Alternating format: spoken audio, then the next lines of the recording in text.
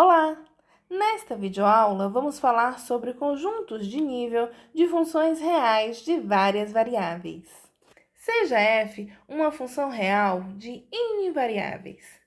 O conjunto de nível da função f com valor c é o conjunto dos pontos dados por x1, x2 até xn, pertencentes ao domínio da f, tal que f de x1, x2 até xn é igual a uma constante c.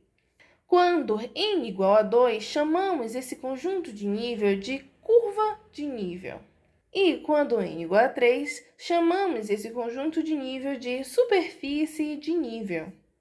Como podemos, então, obter essas curvas de nível? As curvas de nível são obtidas pelas projeções no plano XY das curvas obtidas pela interseção do plano Z igual a uma constante C com o gráfico de f. Consideremos o gráfico de uma função f.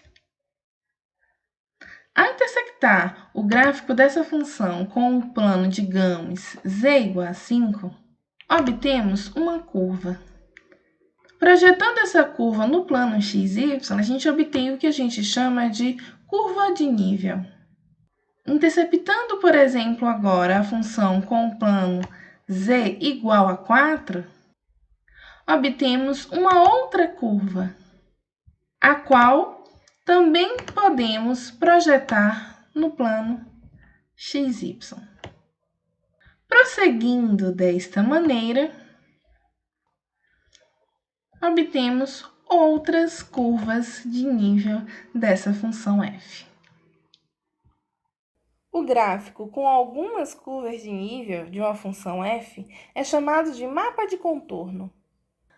Podemos observar que a superfície que representa o gráfico da função, ela será mais inclinada onde as curvas de nível estão mais próximas uma da outra e será mais achatada onde as curvas de nível estão mais afastadas uma das outras. Quando visualizamos as curvas de nível na altura indicada, podemos então ter uma ideia do gráfico da função. Um exemplo de curvas de nível são os mapas topográficos. As linhas no mapa topográfico representam lugares que têm a mesma altura, ou seja, ao caminharmos sobre essas linhas, nunca mudaremos de altitude. Um outro exemplo de curvas de nível são as curvas isotérmicas. As linhas representam lugares que estão a uma mesma temperatura. Vamos agora calcular as curvas de nível de uma função f de maneira algébrica. Consideremos a função dada por f de xy igual a x ao quadrado mais y ao quadrado sobre 4. Para encontrarmos as curvas de nível dessa função, eu vou pegar a função f de xy e igualar a uma constante real k. Ou seja, x ao quadrado mais y ao quadrado sobre 4 igual a k. Para k igual a 1, temos a seguinte curva, x ao quadrado mais y ao quadrado sobre 4 igual a 1. Essa equação é a equação de uma curva conhecida lá da geometria analítica, que é o quê? Que é uma elipse.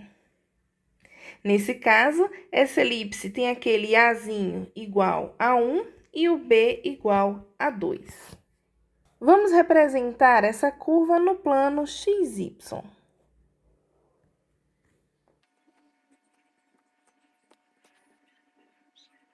Já para k igual a 2, obtemos o seguinte, x ao quadrado mais y ao quadrado sobre 4 igual a 2, que quer dizer que x ao quadrado sobre 2 mais y ao quadrado sobre 8 igual a 1.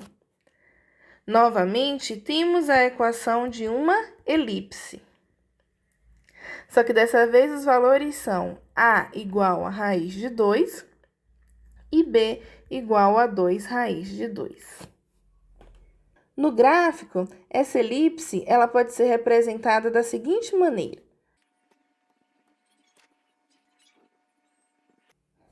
Porém, o ideal não é apenas conhecer as curvas de nível para apenas alguns valores de K. Podemos estudar as curvas de nível para todos os valores de K. Por exemplo, quando a gente coloca x² mais y² sobre 4 igual a K, vamos tentar determinar todas as curvas de nível da função f. Ó, a gente já sabe que K tem que ser um valor real. Vamos, então, tentar estudar todos os valores de K. Observe que, se K é menor que zero, então não temos curva de nível. Isso ocorre porque é o seguinte, temos que x² mais y² tem que ser igual a K. Então, K não pode ser um número negativo. Agora, se K for um número igual a zero, obtemos a seguinte equação: x² mais y² sobre 4 igual a zero. Quais são os pontos que satisfazem essa equação? Ora, eu tenho dois números maiores ou iguais a zero que somado tem que dar zero. Esses números só podem ser x igual a y, que é igual a zero. Ou seja, neste caso, a curva de nível é apenas um ponto, o ponto 0, 0. E o que acontece quando K é maior do que zero?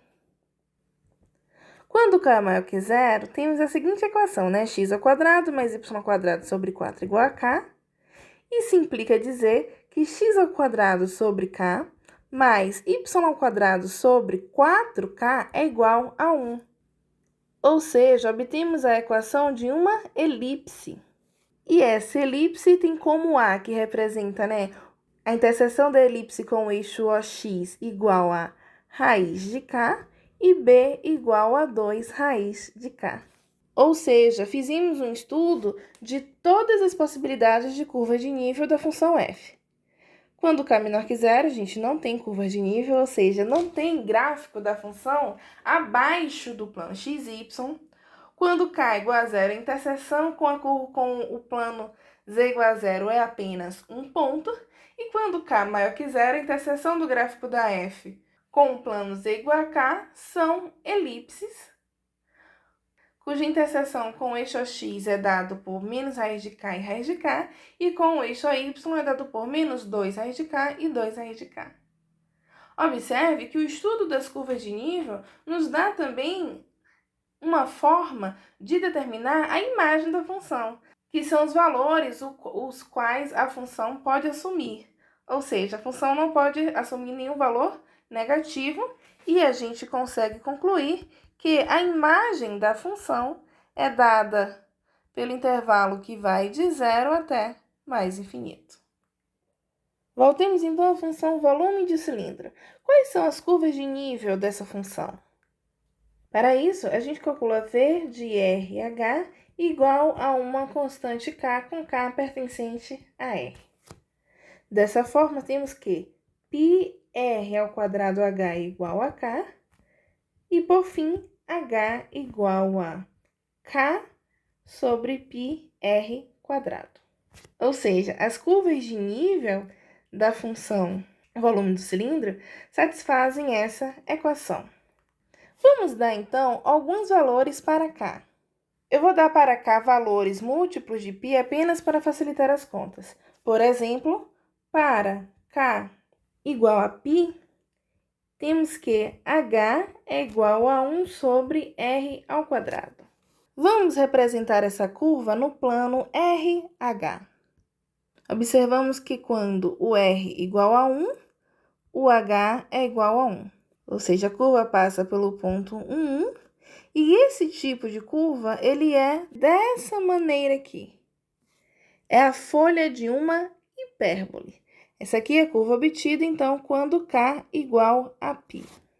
Para K igual a 2π, por exemplo, temos agora H igual a 2 sobre R². Neste caso, quando R é igual a 1, H é igual a 2. A curva de nível passa por esse ponto e tem mais ou menos esse mesmo comportamento, com o eixo OR sendo uma assíntota horizontal e o eixo OH sendo uma assíntota vertical. É claro que podemos também generalizar as curvas de nível dessa função. Observe que, se k menor que zero, não obtemos curvas de nível. Por quê? Mas nesse caso h pode ser negativo. Porém, nós vimos que o domínio dessa função é dado pelos números onde o r é maior que zero e o h é maior que zero. Logo, o k não pode ser menor do que zero, porque πr ao quadrado h é um valor positivo. Pelo mesmo motivo, temos também que não existe curva de nível quando k igual a zero. Porém, se k maior que zero, as curvas de nível são do tipo h igual a kπ vezes 1 sobre r quadrado. Quando temos uma função agora de 3 variáveis e igualamos essa função a uma constante k, o que obtemos agora é o que chamamos de superfície de nível. Por exemplo, para essa função f de x, y, z igual a x ao quadrado mais y ao quadrado mais z quadrado, igualando a uma constante k, temos que x ao quadrado mais y ao quadrado mais z ao quadrado igual a k. Para, por exemplo, k igual a 1, obtemos x ao quadrado mais y ao quadrado mais z quadrado igual a 1. E essa equação é a equação de uma esfera de raio 1. Para, por exemplo, k igual a 4, temos x ao quadrado mais y ao quadrado mais z quadrado igual a 4. Ou seja, agora, sempre lembrando que estamos com uma função de 3 variáveis, então o conjunto de nível não é mais uma curva, e sim agora uma superfície de nível. Para essa equação aqui, essa equação é uma equação de uma esfera de raio 2. Assim como para k igual a 9, obtemos uma esfera de raio 3. Por fim, nesta videoaula, vimos o conceito de conjuntos de nível de funções reais de várias variáveis, assim como obter esses conjuntos de nível, tanto de maneira algébrica quanto de maneira geométrica.